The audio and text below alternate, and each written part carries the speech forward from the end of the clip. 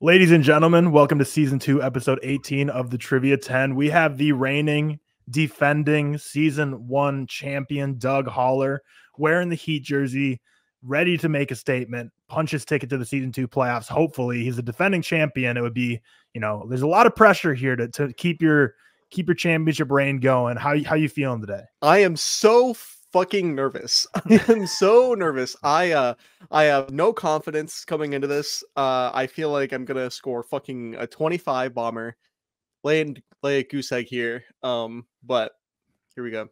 You know what I mean? I mean, you won season 1, so you always have the defense of being like, hey, well, at least I'm already a champion. That's more than everyone else can say. But Mickey Mouse ring is what the streets are saying. The streets are saying that. Cam did call you out in his episode saying it was a Mickey Mouse ring. But I mean, if you end up beating Cam in the score, then that kind of silences that debate. But we're almost done with season 2 at this point. So make sure you hit that subscribe button as we are very close to the end of it. Here's the current leaderboard right now. Alex Coleman, last episode, officially eliminated, and you have the opportunity to eliminate Ethan Simi today, or you are going to join Alex Coleman under the cut line. A lot of pressure here. There's no more wiggle room and waiting time. It's just you're out or Ethan's out, and we're going to find out in the next 15 to 20 minutes. So let's go ahead and get into this thing.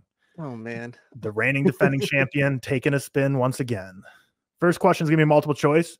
Every Mission Impossible movie features a self-destructing object to relay mission info to Ethan Hunt. Which of these objects was never used? Phone booth, sunglasses, umbrella, or record player?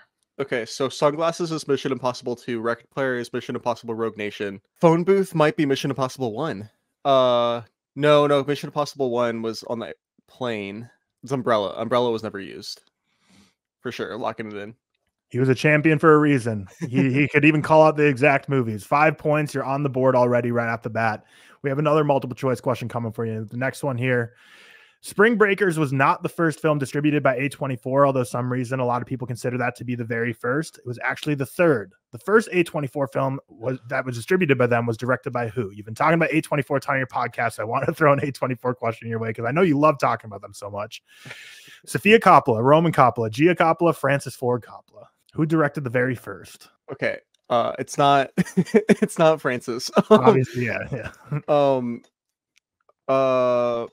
What would be the Sofia Coppola movie? So the Gia Coppola movie that it would be the one that's written by, I haven't seen it, but it's the one that's written by that actor starring Emma Roberts. What's it called? I don't remember what it's called. But the Sofia Coppola A24 movie would have been okay. So when I think about really early A24 movies, my brain goes to the Under the Skin. So I'm trying to think like what movies came out around the same time as Under the Skin. My Sofia Coppola ball knowledge is fucking bad. I feel like it's Gia Coppola. Maybe that's crazy. I'm gonna go with Gia Coppola. Locking in Gia Coppola. Yeah. See? Yes. Correct answer is actually Roman Coppola. Roman Coppola, the very first one. It's a glimpse inside the mind of Charles Swan III. And then Sofia Coppola directed like the fourth or fifth, I believe, A24 film with The Bling Ring. So those two were very early on collaborators with A24. But Roman Coppola, A Glimpse Inside the Mind of Charles Swan III was the very first film that A24 distributed, directed, written, and produced by Roman Coppola. That's interesting. Okay, I knew that Roman Coppola had like 2 or 3 films that he directed. I did not know enough about any of them to make this call. Well, at least I know D was going to be eliminated right away, but the first 3 I think all could have been questionable. But I just want to throw in another Coppola because it'd be funny. But no points there. Going into the general trivia questions now, where you're not going to have multiple choice to be a crutch here. What is Neo's room number in The Matrix? Oh, fuck. I feel like this is going to materialize in my brain if I think hard enough. Because I just have no idea right now. No, this is like this is like an actual plot detail in the movie too. This isn't like dumb. Is it 13? No. 13 is incorrect. Yeah. It's 101. Neo's the 1, and then Trinity is 303. So it kind of corresponds to their name. I was thinking 303. 303 came to that was also a wrong answer, but yeah, that is another important room number in the Matrix. That's Trinity. 303 came to mind, but Neo is the 1, and 101 is his room number. No points, but it's okay. We have a long ways to go here. We have a lot more opportunities to pick up points. Question number 4. In Dog Day Afternoon, what country did Sal, Sonny's accomplice, say he wanted to escape to? It's something fucking dumb. I don't. It's like not something normal. Um. Uh, uh, what country did Sal want to escape to? Cuba is not correct. Is incorrect. Okay. He said Wyoming. Right, because he's fucking stupid. That's the whole point of that fucking character. Yeah, the whole point of that scene in dialogue, he says he wants to escape to the country of Wyoming, and he's like, okay, this dude's clearly not all there mentally, but no points. But again, we have so many more opportunities to pick up points here. Keep that it's head so up. over for me. It's so Keep the spirits over up, man. Keep the spirits up. Keep the spirits up. It's so Next over. question number 5. What animal is decomposing on the road at the beginning of Texas Chainsaw Massacre, the original 1974? It's the very opening shot. Animals decomposing on the road. Not the very opening shot, but it's in the beginning of the movie. I haven't seen this movie in 3 years. I was fuck. My gut reaction was like that it's like a pig, but I don't think that's correct. Texas Chainsaw Massacre. Is there something fucked up like a horse? Oh man, I don't know ball. This is it. It's over for me, Tyler Whitmore. I'm done for. In the back half of the quiz, there's 110 points available for the taking. So even if you flounder this first half, you don't need that high of a score to punch a ticket. Don't put that head down. I think that I'm gonna say dog. Dog is incorrect. Tobe Hooper wanted to use a dog, decided that it would be too gruesome, so he used an armadillo. An armadillo is what is the opening kind of shot, is an armadillo decomposing on the road. We're at 5 points for the first half, Doug. Not looking great right now, but we have 110 points still available for the taking. You were in the playoffs last season, so you've done these games before. You have more experience than almost anybody at these matching games, these ride the buses, guessing the cast. So keep that head up. We need the spirits high. Generational comeback coming. Matching game, box office edition. Okay. The 3 films, Asteroid City, Raw, and The Florida Project. And we have a budget of $25 million that made $54 million, a budget of $2 million that made $11 million, and a budget of $3.5 million that made $3 million. Match these up. Get back in the win column. Asteroid City's number 1 for sure. This is actually easy. Asteroid City's number 1, Florida Project's number 2, Raw's number 3. Shout out Raw. Have you seen Raw, Tyler Whitmore? I have not. I haven't seen any Joy Tukuner. I need to get into that. But rocks. You're of course right. 15 points is correct. I do think that was one of the easier box office questions that we've had. But like I've said time and time again, every question 6 is not created equal. But I try to make every quiz in general created equal. I think your trivia that we've gone through already was on the tougher end of what we've seen. So threw you a little bone here at the box office one. But yeah, I think Asteroid City, I knew for sure you're going to lock in the 25 million because that's just like such a Wes Anderson number. But the other two, just a matter of which one made more money. 15 points. So you're at 20 points now, which is a huge get. Going on to another matching game. Keep this momentum going. We got Shame, the piano teacher, and Beau Travail. 73 critics, 81 audience, 65 critics, 88 audience, and 86 critics, 77 audience. Match these up. And also Rotten Tomatoes changed the UI of their website since I last did a trivia quiz, and all the screenshots have looked different. I wasn't too pleased about that, but match these 3 up.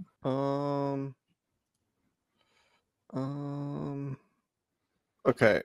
I think that the piano teacher is number 1 because the piano teacher, because of the 10,000 audience score ratings, and the piano teacher is like for sure the most broadly seen movie of these, I want to say.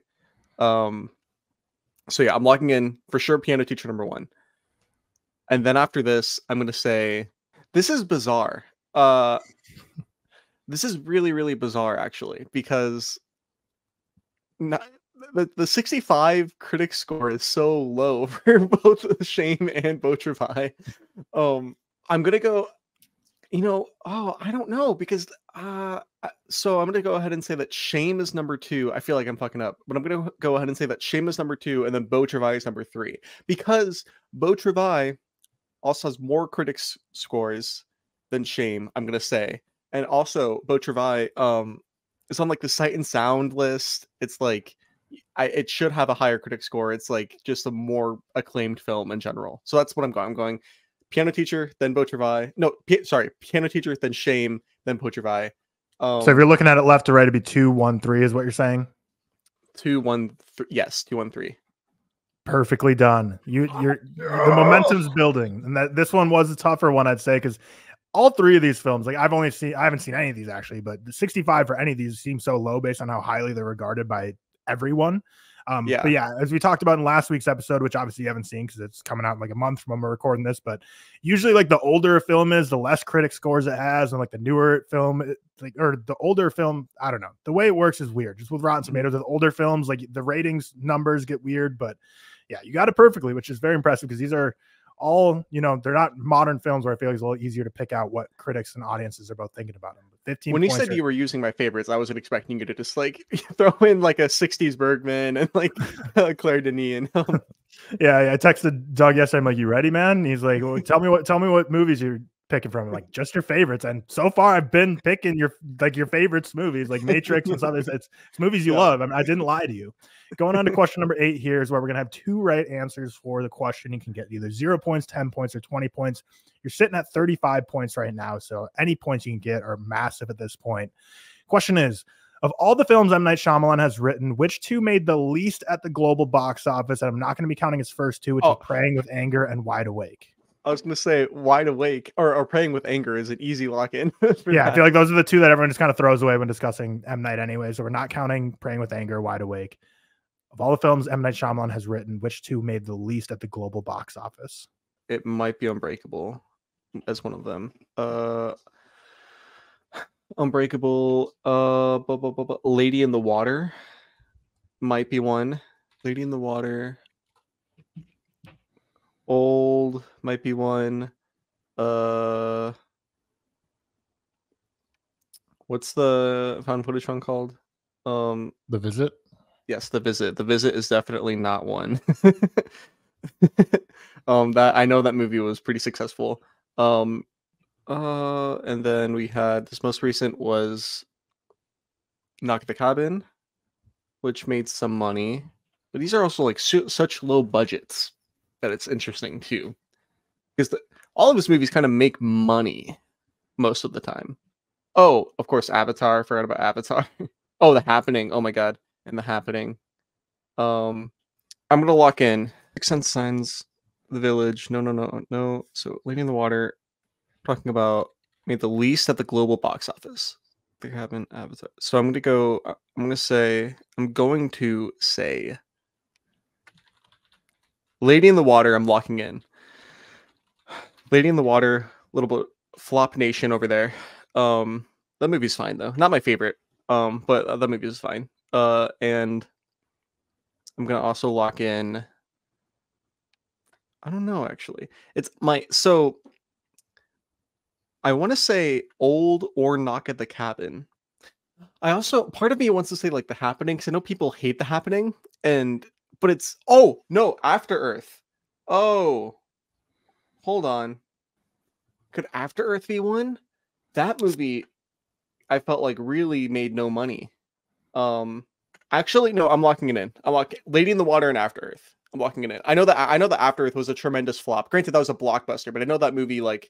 They had like shit planned for that movie, and then that movie made like $0. So Lady in the Water and After Earth. Yes, you did get 10 points. Knock at the Cabin and Lady in the Water were right. The Knock at the Cabin, which surprised me, it did very not well. And the global box office was the big killer there because it didn't make like any money outside of America. 54 million is where it landed at. After Earth actually made $250 million, but I think it was just such an expensive movie. It made 190 million of the 250 million were international. So like in America, I think it was more of a flop, but you're going to get 10 points for Lady in the Water there. But 10 points, that means right now you have 45 points, which means you need to get to that 65 point mark to make the playoffs. And we have 2 questions here left for an opportunity to get up to 60 points, and you need to get 20 points here. So we all know how Ride the Bus has been one of the toughest questions this whole season. You're really going to have to get in your bag here and pick up some points, because or else you're going to leave it all hanging on the Guess the Cast. Okay. Ride the Bus. First film you're getting is Glass Onion at a 3.5. Next film you're going to be getting is A Christmas Story. Is that above or below a 3.5 on Letterboxd? So it's like, is A Christmas Story a 3.4 or a 3.6?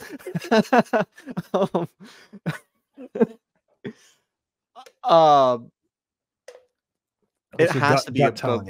It has to be above Glass Onion. I'm gonna say higher. It has to be because it is. 3.6 is correct. 5 points. Any points you get on this are just the most massive thing in the world. So this is very intense right now. Let's ride the bus. Next up, we have Christopher Nolan's Insomnia. Above or below 3.6? 3.6. This movie's good. Actually, so funny story about Insomnia. I watched this movie for the first time in Alaska. I went to Alaska and we were hanging out and it was a foggy day. And me and my parents were like, let's throw on fucking Insomnia. And we watched it. And that movie rules. Granted, it was not, it like takes place in a town that was like near us, but it was shot in Canada because movie stuff. I'm going to say that Insomnia is lower than A Christmas Story. Lower is correct, which surprises me. I thought that was going to be a one to trip you up because I feel like in stuff like this is just one of those where you're like, well, it's Christopher Nolan. It's got to be higher. But yeah, but Insomnia is like a people talk about Insomnia like it's like the bad Christopher Nolan movie. No, I like it. I mean, at the end of the day, it's Robin Williams and Al Pacino going head to head. There's no way I'm going to hate my time watching those two going toe to toe on the screen. Yeah, there's some fucking awesome moments in that movie. 10 points is where you're at now for the ride the bus so far. You're at 55 now. So these are just the most clutch points you could ever be picking up. So we'll see how much further you can go. Roadhouse, above or below a 3.5. Now I believe Amazon just released something saying it's like their most watched, like minutes wise release ever of a release. Okay, I mean this is lower, obviously, right? I'm not crazy. I don't want to overthink this. Like this is for sure. This is even out of 3. It's a 3.4. It's a 3.4, but you did get it right. God. It is lower. You have 15 now, which means you're at 60 overall for the season. So this ride the bus has been killing people all season, but this has taken so much stress off of you for these next couple questions here. But the final one, M. Night Shyamalan's Signs. Above or below 3.4? A lot of M. Night stuff is really low. Like I think of like Old. I think Old has like a fucking like a 2.5 or something kind of preposterous. And I think Knock at the Cabin has like a 3 like or like closer to like a 3 flat. But I think like these obviously, you know, Sixth Sense as like a really high score, and I think that these other ones like Signs in the Village around the Sixth Sense probably are seen pretty well. Well, I think Signs too specifically. I think there's a lot of people that are like, oh, it's The Sixth Sense and Signs are his 2 good movies before he fell off and only started making bad movies. So I don't think there's a lot of haters for this movie. I'm going to say it's higher. Higher is correct. I threw 2 things in here to try and trip you up. Well, first off, the first 2 are Glass Onion and Christmas Story, which is just like I feel like that's pretty much just 50-50. Like they're both like, I feel like talked about in similar lights. And Insomnia, thought you were going to trip up and say, oh, it's Christopher Nolan. It's got to be higher. You got that right. And then Signs, I thought you'd be like, you love Shyamalan. You're going to be so pissed and you're going to be like, I hate this, but it's probably lower than Roadhouse. But nope, you didn't fall for that either. 20 points in the ride the bus. You are at 65 now, which means you're locked in the playoffs, but you're tied for that last place the playoff slot with Anthony and Cam right now. So if you don't get anything on this Guess the Cast, you're going to be in some sort of trio wild card round. So let's try and avoid that. Let's get at least 10 points here and lock yourself officially into the playoffs. Guess the Cast now. Pick up some points here, and you are officially punched in. No need for a wild card round. First cast member we're going to be revealing is Bill Hader.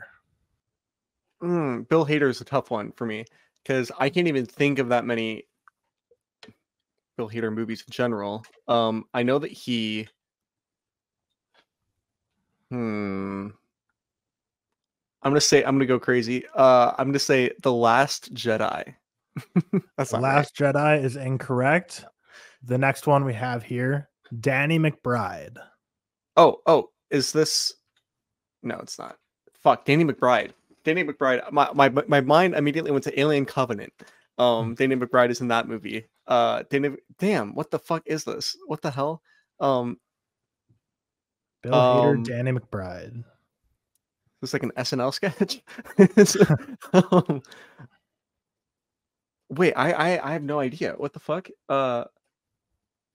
Danny McBride. How many? I'm trying to even think of Danny McBride movies I've seen. I know like the Alien Covenant obviously sticks out. Trying to like Is he in Tropic Thunder? Bill Hader's not in Tropic Thunder, even if he was. I don't know. I have to say Alien Covenant. It's not this, but it's not that though. It is not Alien Covenant. It is not Alien Covenant. The next cast member we're going to be revealing, Robert Downey Jr. Oh, is this like Iron Man 3 or something? Did you give me a fucking superhero movie? Wait, no, is this Tropic Thunder? Locking it in? Yeah. Tropic Thunder is correct. Okay, I was like, okay. why are you're dismissing that? It's not Tropic Thunder. Tropic Thunder is right. I think this is a little bit of a tougher one because I'm surprised your mind didn't even go to like the Super Bads and Pineapple Expresses of the world, because I feel like those just have like Bill Hader, Danny McBride written all over them. But 20 points is what you got here. Final would have been Tom Cruise, which I hope would have gave it away. But yep, absolutely, they're in it. So Bill Hader is a studio executive, and then Danny McBride is someone named Cody, and then we have Robert Downey Jr., obviously the infamous blackface, and then Les Grossman being the final one from Tom Cruise. But that gives you 20 points in the guess the cast, which puts you at 85 on the season, which means you're going to be tied with Gooch in that 8th slot right now, which means you're kind of in the bottom third of the pack of people punched in and locked. But Ethan Simi officially eliminated from playoff contention. And that puts Sophie on the bubble for who could be eliminated next. No need for you to be in a wild card. The first half of this quiz couldn't have gone much worse for you, but the back half couldn't have really gone much better. How are you feeling? I don't know why I was nervous. I forgot that I'm the GOAT. I'm like the tribal chief. You know what I mean? No, that was fun. That ride the bus though is like, that's ridiculous. That's ridiculous. Yeah, going for 20. I mean, I'll need a trivia 10 historian to tell me the answer, but I don't know how many times. I think maybe one other time, if any, someone's gone all the way through 20 on this throughout the season. So you needed it and you got it. But yeah, that's why you're the champion. The playoffs last season were like all these kind of games, and you just racked up your points here. But 85 points where you're ending with. For sure going to be locked in the playoffs. You'll be back here in a couple of weeks when we kick off the Sweet 16. Brilliant work by the defending champion. I was worried about him in that first half. He was stressing pretty hard. He didn't look okay, but he's back. The spirits are high. He's ready for the Miami Heat in the playoffs, even though by the time this gets uploaded, they could have been eliminated for like 2 weeks from the playoffs. So hey, calm down. All right. Who knows? We'll see. Jimmy Butler probably won't be back by the time this uploads anyways, but so episode 18 in the books. We have 2 episodes left to find out who's going to be going in the playoffs. So make sure you hit the subscribe button if you haven't already, and we will see you in the next one. Peace.